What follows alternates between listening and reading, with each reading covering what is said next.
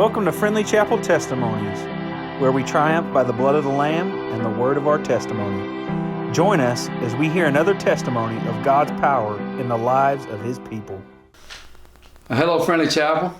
I've been asked to give my testimony. Nothing great about my testimony except for I did get saved, and so that's a great thing. But anyway, grew up in a house that my mom and dad weren't Christians, and I didn't know what a Christian was. As a kid, never had been to church. And as most of you know the story with my dad and mom, my dad got saved when he was 38, the best I remember. And so I was probably, I hope y'all don't look it up, but probably 10 or 11 years old when my parents got saved. And so anyway, I didn't know what it meant. I did see a change in my dad and my mom. And so I knew there was something with this faith called Christianity. And so I witnessed how their lives had changed. And I was always what the world would call a good kid. I never had a drink in my life. I've never tried marijuana. I never stole anything. I was just what the world would say, a good kid. And so growing up and watching my dad and mom, then I started seeing things in my life it wasn't right. I had terrible language, all nasty jokes. I was, in my mind, I was a white Richard Pryor. I thought I was funny and used the same kind of language, used it around girls, around anybody. And so really ashamed of that now. But at the time, I thought I was really, really funny and really having a good time. And so I had convictions come my way when I got my teen years, but never was saved. And there was times, 16, 17, I was going to church, everybody knew that, but I was still living a sinful life in my heart. And with testimony my life showed to other people, everybody knew that I definitely wasn't a Christian. But I started dating Donna, and we got married when I was 20 and she was 18. And this is where my memory starts to fail me because I can't remember. I went down to the altar during a revival, and my mind right now fails me with his last name, Bill, I'm going to say Campbell, but I could be wrong on that, was holding a revival for us. He had held a revival at Friendly Chapel, but he was holding a revival at Rose City Church Nazarene, where Donna's dad was a pastor. I'm hoping I'm correct about that. I have to ask Donna if it was Bill Campbell or not. But anyway, the Lord had really dealt with me during the sermon that night. And I went down to the altar, and I was 22 and gave my heart to the Lord. And I've served Him ever since. Now, I've messed up many times through those years.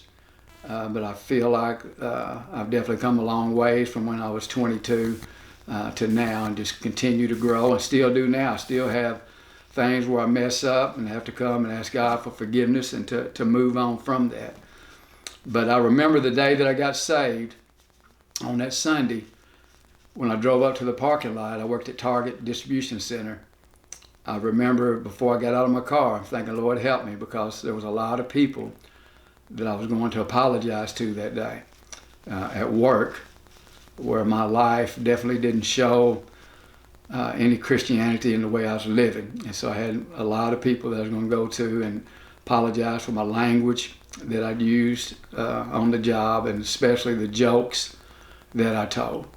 I know my dad, before he got saved, was a good joke teller, and I heard some jokes that wasn't so good from him also then. And so like I said, he never told anymore after he got saved, and so the Lord was convicting me of it. So I went to probably about 20 people that Monday morning and apologized to all of them, let them know that I had gotten saved yesterday on that Sunday, and that they would see a difference in me, and that I wouldn't be telling those type jokes, and I wouldn't be using the language that I was once using.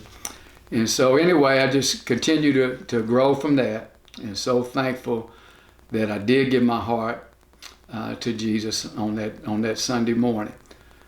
But man, the life that he changed in me, I don't have that deep testimony that my dad had, and because I hadn't fallen into drinking or any drugs or anything like that. But my life, I was not saved.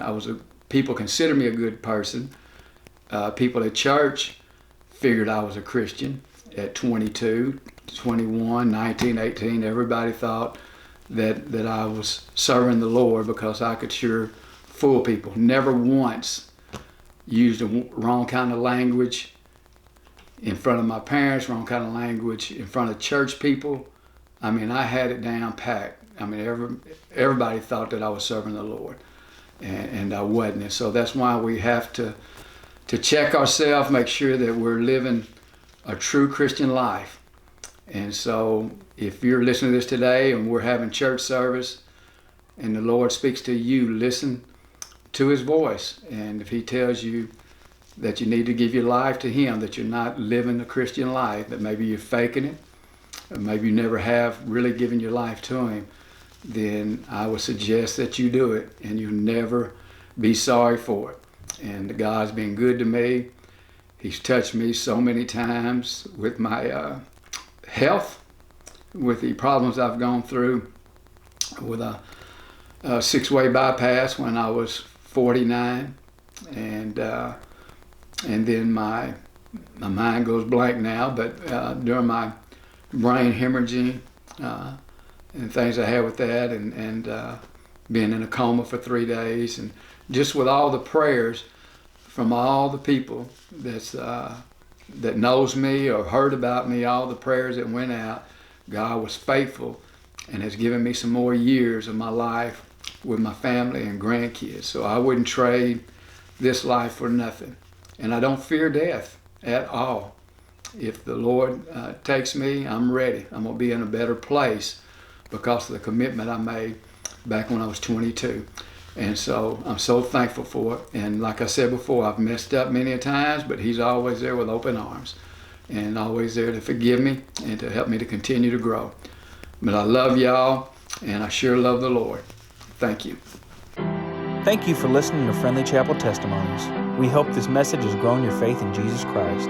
For more information about what it means to know him, please study your Bible and find a good Bible-believing church to attend. We would love to encourage you and walk with you in your faith at Friendly Chapel. For more information, you can find us at friendlychapel.org or our YouTube and Facebook pages.